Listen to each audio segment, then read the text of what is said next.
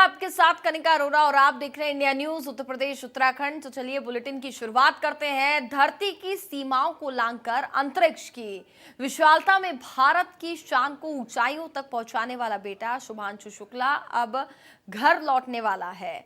यह सिर्फ एक वैज्ञानिक की वापसी नहीं बल्कि भारत की अंतरिक्ष उपलब्धियों की गूंज का लौटना है। शुभांशु ने विज्ञान और शोध की वो ऊंचाइयां छुई जहां से लौटना भी एक ऐतिहासिक उपलब्धि कहलाती है। 15 जुलाई को दोपहर लगभग 3 बजे उनका यान कैलिफोर्निया के समंदर में सुरक्षित लैंड करेगा और इससे पहले 14 जुलाई को शाम 4:30 बजे अनडॉकिंग की प्रक्रिया होगी, जहां पर इंटरनेशनल स्पेस स्टेशन पर भारत की उपस्थिति का वह चमकता सितारा, जिसने न केवल तकनीक का जादू दिखाया बल्कि अंतरिक्ष में भारत की सोच और शक्ति को भी स्थापित किया, अब वापस आ रहा है। शुभांशु शुक्ला ने अपने ज्ञान, साहस और समर्पण से ये साबित कर दिया है कि भारत का युवा अब केवल धरती पर नहीं बल्कि अंतरिक्ष में भी इतिहास लिख रहा है। उनकी वापसी का हर पल अब देश के लिए गर्व और गौरव का उत्सव बन गया है।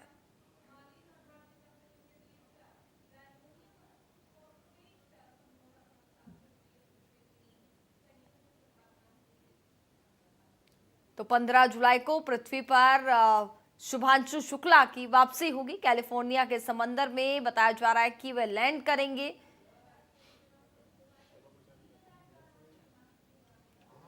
शुभांशु की वापसी से भारत का विज्ञान गर्वित, जहां पर अंतरिक्ष मिशन से लौटते ही एक नया इतिहास रचा जाएगा।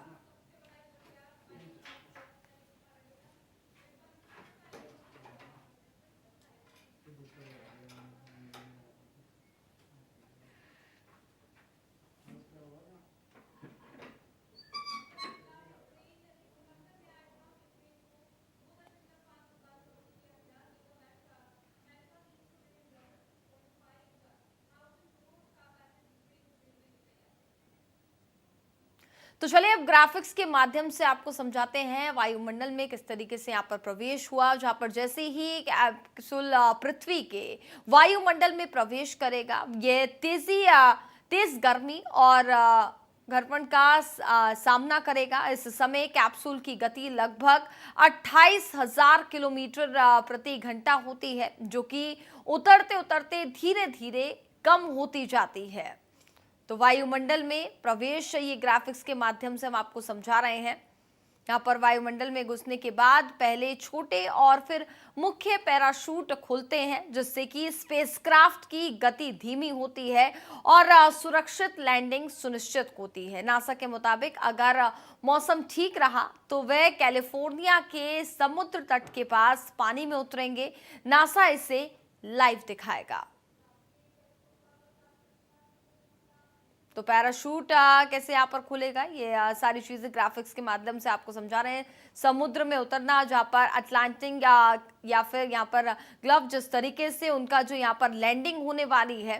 क्रू ड्रैगन स्पेसक्राफ्ट आमतौर पर अटलांटिक या फिर गल्फ ऑफ मैक्सिको में समुद्र पर उतरता है। स्पेसएक्स की रिकवरी टीम तुरंत मौके पर पहुंचती है और कैप्सूल को जहाज पर शिफ्ट कर यहाँ पर सभी जो मेंबर्स हैं उनको बाहर निकालने का काम किया जाता है। इसमें नासा का हार्डवेयर और साथ ही 60 से ज्यादा साइंस एक्सपेरिमेंट्स के डेटा भी इसमें शामिल होंगे। सभी प्रयोग अंतरिक्ष में किए गए हैं।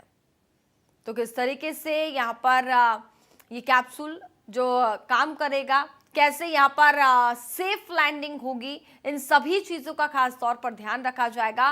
और मौसम का साफ होना बेहद जरूरी है। कितनी देर ये समुद्र में उतरता है इंटरनेशनल स्पेस स्टेशन से अनऑर्डिंगली, इसे लेकर के साथ ही फ्लैशडाउन तक लगभग 12 से 16 घंटे तक यहाँ पर लगेंगे। धरती के वायुमंडल में रीएंट्री के वक्त स्पीड 28,000 किलोमीटर प्रति घंटा होगी, जो कि घट करके लगभग 24 किलोमीटर घंटे हो जाएगी। तो शुभांशु की वापसी का फिलहाल काउंटडाउन शुरू हो चुका है। तो ये बड़ी जानकारी हम आप तक पहुंचा रहे हैं और वापसी का इंतजार सभी यहां पर कर रहे हैं और जिसको लेकर के विशेष तैयारियां भी जारी हैं। एक अलग ही इतिहास यहां पर रचा जाएगा।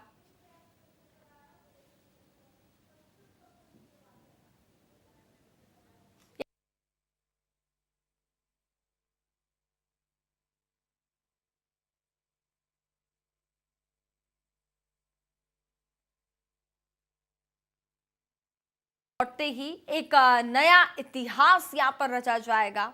15 जुलाई को पृथ्वी पर लौटेंगे शुभांशु शुक्ला और बताया जा रहा है कि कैलिफोर्निया में सेफ लैंडिंग की जाएगी। कैलिफोर्निया के समंदर में जो कैप्सूल है वो लैंड करेगा। 14 जुलाई को अनॉर्डिंग यहाँ पर होगा। इसके साथ ही शुभांशु की वापसी को से भारत का विज्ञान गर्वित, जहां पर पूरी तरीके से गर्व का माहौल साफ तौर पर देखा जा रहा है, क्योंकि अब वापसी यहाँ पर होने वाली है। पृथ्वी पर दोबारा से वापसी होगी, जिसका सभी बेसब्री से यहाँ पर इंतजार भी करते हुए नजर आ रहे हैं। हालांकि मौसम साफ होना बहुत ज्यादा जरूरी है जिस दौरान यहाँ पर लैंडिंग होगी। मौसम का खास तौर पर यहाँ पर ध्यान रखा जाएगा। अगर मौसम खराब होगा तो कहीं ना कहीं उन्हें रोक भी दिया जाएगा, लेकिन फिलहाल मौसम साफ होना बेहद जरूरी है और कैलिफोर्निया में बताया जा रहा है कि साफ तौर पर स्पष्ट लैंडिंग की जाएगी।